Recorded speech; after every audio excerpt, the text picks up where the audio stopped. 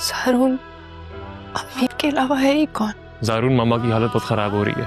उनकी इतनी बड़ी हकीकत रानी ने छुपाई है। और रिता के जाने के बाद आखिरी ख्वाहिश है कि वह एक बार फिजा और साकिब से मिले और उनसे माफ़ी मांगे। क्या करती हो यार, कैसे बोल सकते? बेटा कुछ मुझे भी बताओ, क्या हुआ है? लगता है तुम्हें पता नहीं फिजा, मेरे साथ ये क्या हो रहा है। रिता को ब्रेन ट्यूमर था। ड्रामा सीरियल शिकंजा की आने वाली नई एपिसोड बहुत ज़्यादा इंटरेस्टिंग है और यहीं पर अब होने जा रहा है रानी का अंजाम भी और साथ ही साथ इस ड्रामे का अख्तिताम भी। आखिरकार जिस दिन का इंतज़ार था वो दिन अब आ ही जाएगा। रानी का अंजाम तो इन्होंने लास्ट 2 एपिसोड में ही बताया, जबकि रानी का अंजाम तो आखिरी एपिसोड में सारी एपिसोड में ही होना चाहिए था। रानी का बहुत बुरा हशर होने चाहिए था, लेकिन न जाने अब जब साकिब को पता चलेगा तो वो रानी के साथ क्या करेगा। लेकिन रानी के लिए तो सभी बेताब थे कि रानी अपने किए का अच्छी तरह भुगते। रानी जो अपनी हसद की आग में अभी भी जी रही है। रानी जब से फिजा को शादी करके अपने भाई के साथ ले आई है तभी से उसके बदले की आग अभी भी नहीं पूरी हो रही और वो बार बार बातों ही बातों में ये सुना ही देती है फिजा को। न जाने कौन सी नहूसत हमारे घर में आ चुकी है कि जब से ये नहूसत आई है तब से ही साकिब के ज़ारून के साथ ऐसा होता चला जा रहा है। और ये ज़ारून को कभी भी आज तक कोई फायर नहीं लगी, ना ही कोई इसके साथ ऐसा हादसा पेश आया है जब से कोई तो अभी कुछ ही टाइम हुआ है कि न जाने कौन सी नहूसत घर में आ चुकी है जिसकी वजह से साकिब के ज़ारून के साथ ऐसा होने लगा है। अब तो साकिब भी आहिस्ता आहिस्ता करके रानी के बारे में वैसे जान चुका है और ये जान चुका है कि वो फ़िज़ा की किस कदर दुश्मन है, लेकिन अभी तक तो पूरी हकीकत उसके सामने खुलकर नहीं आई कि रानी ने क्या क्या किया था फ़िज़ा और रिदा के साथ। रिदा की तो वो जान ही ले बैठी है। इधर दूसरी जानिब काफ़ी ज़्यादा जो है वो पछतावा है अरहम की माँ को। अरहम की माँ जो है वो अब पागलों की सी हालत हो चुकी है उसकी, और वो जीनत जो कि जिसको बड़ी चाह से वो बहू बना के अपने घर लेकर आई थी, उस जीनत ने तो उसका जीना ही हराम कर दिया है। वो जीनत जो है वो ना ही कपड़े इस्त्री करके देती है और ना ही उसे खाना देती है, सारा दिन उसे भूखा रखती है। यहाँ अरहम अपनी माँ को देख देख कर बहुत ज़्यादा रोता है क्योंकि वो बार बार रिदा को ही देखती है और रिदा से ही बातें करती है और रिदा को ही अपना काम करती कहती है।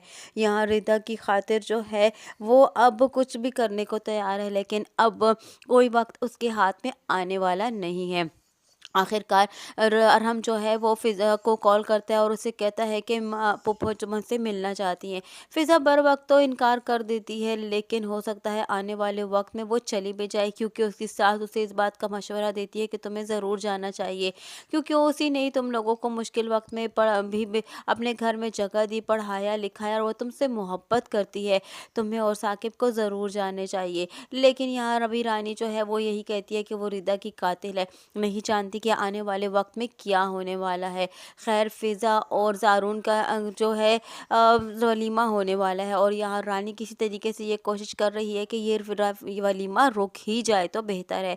इधर जब रानी चली जाएगी तो हो सकता है कि रानी के रूम में कोई ऐसी काम पेश आ जाए जिसकी वजह से वो अपने सास के साथ चल जाए उसके रूम में, और वहीं पर उसको उस कपबोर्ड में रिदा की फ़ाइल मिल जाएगी जिस पे उसको वो लिखा हुआ नज़र आ ही जाएगा कि रिदा को ब्रेन ट्यूमर था।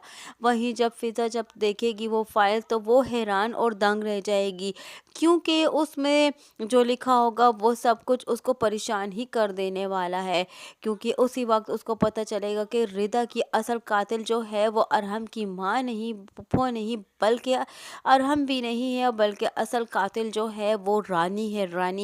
रानी के बारे में जब वो सोचेगी और ये इसको सारे ख्यालात आएंगे कि कैसे वो रिदा सब कुछ भूल जाती थी, कैसे रिदा के सर तुरमुज़ ज़्यादती होती थी और रिदा को जाते हुए, उसका जनाजा जाते हुए वो खामोशी से देखती रह गई, रिदा को बचा ना पाई। रिदा को अभी उसको सोच आएगी कि भाभी ने इतनी बड़ी बात हमसे छुपाई कि रिदा को ब्रेन ट्यूमर था।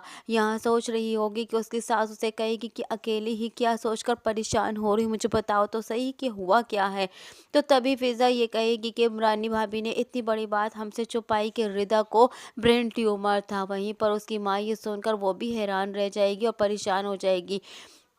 उसकी माँ जो है वो अपनी बेटी की हरकतों से बहुत ज़्यादा परेशान है, लेकिन ये सारा किया धरा तो रानी के डैड का था। अब यहाँ आकर फिज़ा खामोश नहीं रहेगी। फिज़ा इतने अरसे से खामोश थी, वो अपने भाई साकिब से कुछ नहीं कह सक रही थी क्योंकि उसके पास आज तक रानी के खिलाफ कोई सबूत ही नहीं था। अब जब उसके पास सबूत आ जाएगा तो वो अब अपनी ज़ुबान खोल देगी और सभी के सामने जाकर ये कह देगी कि ये औरत मक्कार और चालाक है, और मैं पहले मेरे पास इस बात का सबूत नहीं था ये बताने के लिए, आपको साबित करने के लिए कि रानी भाभी किस कदर चालाक इंसान है और उन्होंने क्या कुछ कर रही थी हमारे साथ, लेकिन अब मेरे पास इस बात का सबूत है।